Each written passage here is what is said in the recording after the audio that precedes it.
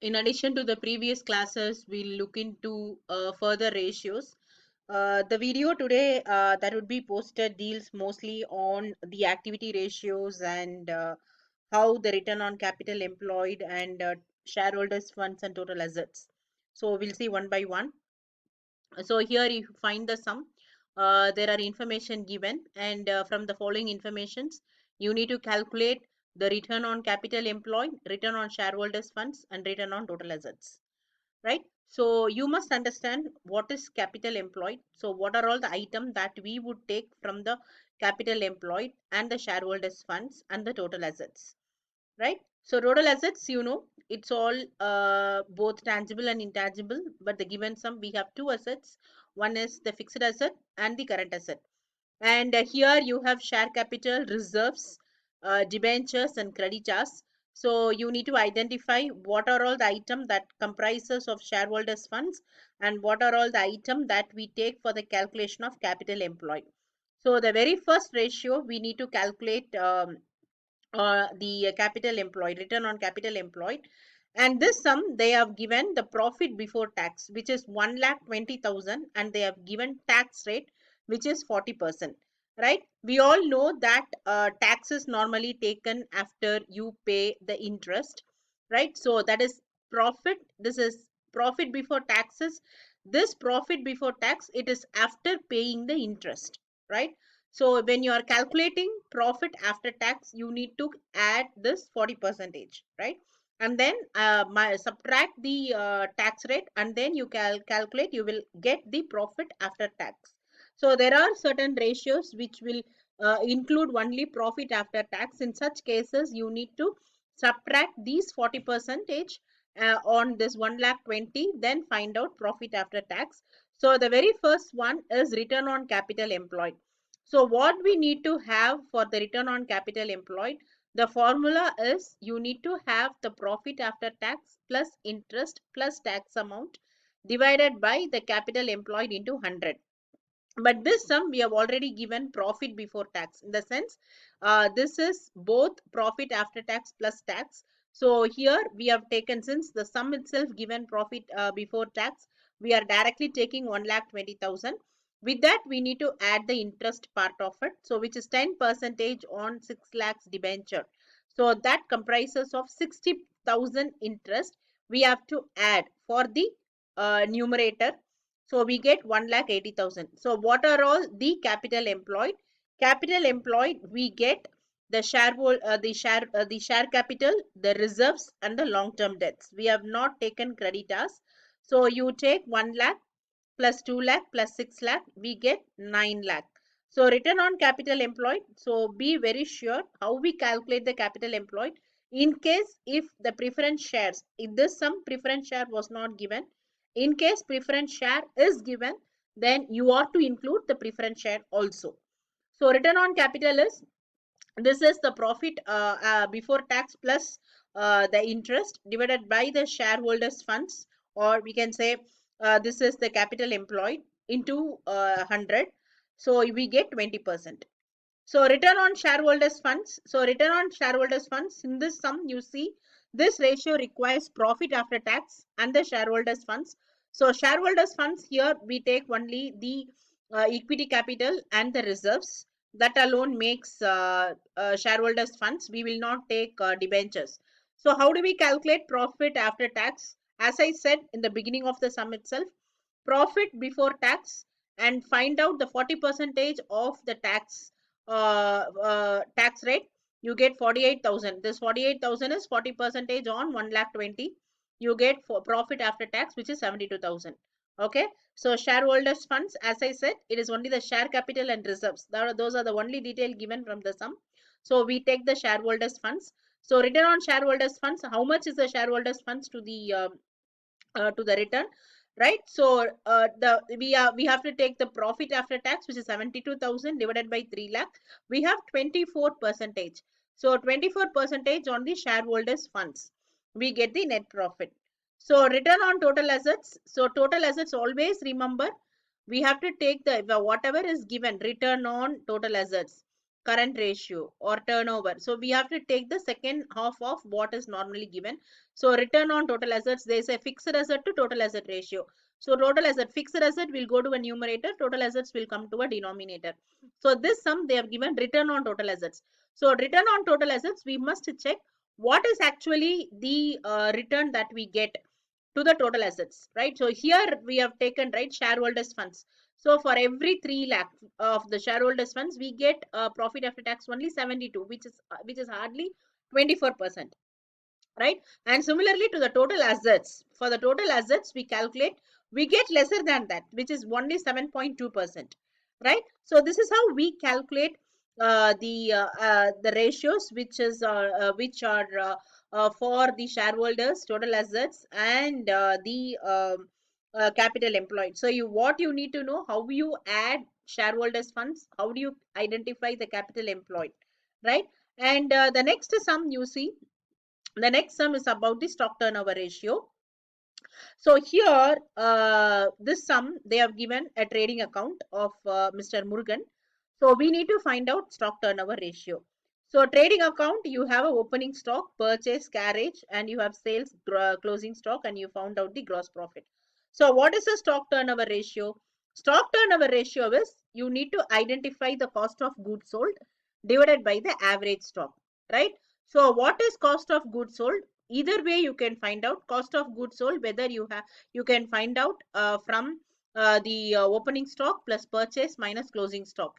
You can identify that also, you get the same amount. See, you have a opening stock, you have a closing stock, and you have a purchase. So you can identify the cost of goods sold this way, or simply you can identify GP is equal to sales minus cost of goods sold. GP value you have and sales value you have, right? So cost of goods sold is equal to sales minus gross profit. So you get 78,000 minus 36,480, you get 41,520. Even you take the opening stock plus purchase minus closing stock, you will end up having the same amount. So this is how we find out the cost of goods sold. So numerator, which is directly not given, we have to take the necessary components from the trading account and then find out the cost of goods sold. The next one is average stock. So average stock, we have opening stock and the closing stock. Average is opening stock plus closing stock divided by 2. So here the opening stock is 15,920. With that we add a closing stock which is 14,400 divided by 2. We get 15,160. So very easy. Stock turnover, we have to directly put 41,520 divided by 15,160. So we get 2.74 times, which means over a year, 2 times the stock is completely getting replenished. It means that how many times the stock is getting turned over, right? So approximately 2.74 times, or even you can if you just approximate it, round off, it will get 3 times. So number of days you calculate, so approximately it would be 90 days, right? 90 days. So if you just say it 3 times, right? 2.74, it may be 60 plus number of days you need to calculate per 5 sub 0.7, how many days it comes in a month, right? So that is how we calculate. So 2.74 means it will not be 60 days in a year 2 times, right? So it will be 365 divided by 2 or 2.7. So that many number of days it get turned over. Next one, we'll calculate about the data. In further sums, we will be dealing with debtor turnover ratios, creditor turnover ratio, average collection, average payment. Okay. So this sum, Kasi and Co, they sell goods on cash, right, as well as on credit basis. So they've given particulars. They have extracted from the accounts books for the year 1999. So here they have given gross sales. So gross sale is the total sales. Okay.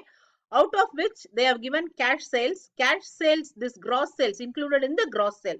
So this cash sales also there in the gross sales, and there is a sales return. And they have given total debtor as on date and bills receivable as on date and provisions for doubtful debts and total creditors they have given. They are asking us to calculate average collection period.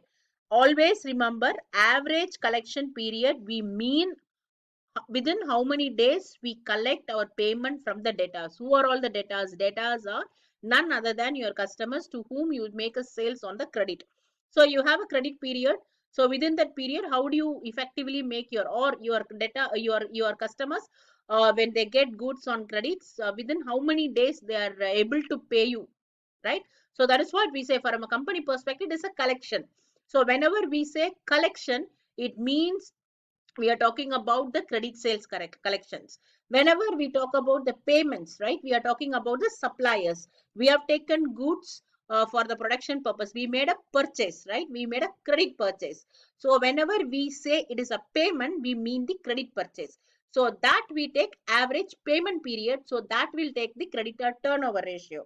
And when it comes to collection, we talk about the debtor turnover. So average collection period we have, see there are two types of formula are there. One, you can just put 1 divided by data turnover ratio, or you can take where data turnover ratio is the credit sales divided by the data. So when 1 divided by the denominator will go to a numerator.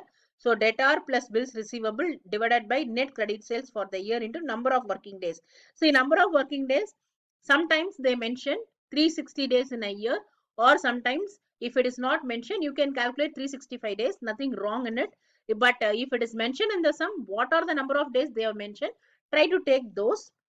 When it is not given, no hard and fast rules, right? So here debtors is 9,000, bills receivable is 2,000, divided by net credit sales. So net credit sales, we have given a gross sales of 1 lakh, which also got a cash sales of 20,000, and it has also got a sales return. So when we want to calculate the net credit sales, we need to remove the sales return and the cash sales from the total sales. So when you remove it, you get 73,000. So that makes 55 days. So every 55 days, there is an average collection period on the credit sale is 55 days. Okay. And next one, you are to calculate debtor turnover and the average age of debtor. See, average age of debtor or average collection period, these are all the same. Okay, so you don't need to get confused. These are all the same. And net sales they have given. See, here they have given 2 years. So we are going to compare the debtor turnover and the average age of debtors for the 2 years. So once you are given 2 years here, and don't get panic, it is very easy. You have to, what you have to do, you have to separately do for 1999 and separately do for 1998. So net sales they have given for the both the years. For 99 it is 18 lakhs, and for 98 it is 15 lakhs. And debtors they have given beginning of the year and the end of the year. So it becomes the average debtor. So average debtor beginning of the year plus end of the year divided by 2, you get the average debtor. So what is debtor turnover ratio? Credit sales divided by debtor plus bills receivable. We don't have bills receivables, and since there are no cash sales mentioned, we have to consider all the sales as credit sales. So here we find out average debtor. So opening debtor plus closing debtor divided by 2. So we have found out for the both the years 1,60,000 plus 1,72,000 divided by 2. So we get 1,66,000. Similarly for 99, 2,03,000. And then I'm going to find out the debtor turnover. So this is the credit sales. So since all the sales are credit sales divided by the average debtor, credit sales divided by the average debtor. So for 1998, we get 9.04, 8.87. So average collection period, as I said, you can put 1 divided by debtor turnover ratio into number of working days. If you calculate that way, you get 40 days and 41 days. I have just rounded off these two. And the other way, you can find out through a formula, debtor divided by credit sales into number of working days. So you apply that. So average debtor 1,66,000 and 15 lakh into 365. Here 2,03,000 divided by 18 lakh into 365. Same answer you get. So I wanted to tell you both the formulas by which we can calculate the average collection period I have given. So further activity ratios we'll see in the forthcoming videos. Thank you.